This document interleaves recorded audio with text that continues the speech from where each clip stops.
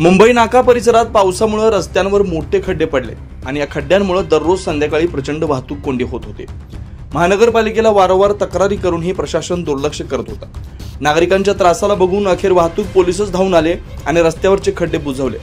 मुंबई नाका शहर वाहतूक शाखा युनिट 2 अंतर्गत वरिष्ठ पोलीस निरीक्षक दिवानसिंग वसावे यांच्या नेतृत्वाखाली पोलीस उपनिरीक्षक संजय लोंढे यांच्या मार्गदर्शनाखाली खड्डे बुजवण्याचे काम हाती घेण्यात आलं। पोलीस हवालदार प्रकाश पवार, पोलीस अंमलदार संदीप घुगे आणि संदीप माळेकर यांनी रहदारीचा अडथळा ठरणारे खड्डे स्वतः बुजवले आणि वाहतूक सुरळीत केली। महापालिकेच्या निष्क्रियतेवर पोलिसांनी स्वतः कृती करत एक प्रकारे प्रशासनाला आरसाच दाखवला।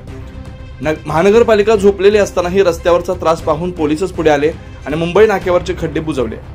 प्रशासन झोपलेलं असलं तरी पोलीस मात्र ऍक्शन मोडमध्ये असल्याचं उदाहरण मुंबई नाका वाहतूक शाखेच्या पोलिसांनी दाखवलंय।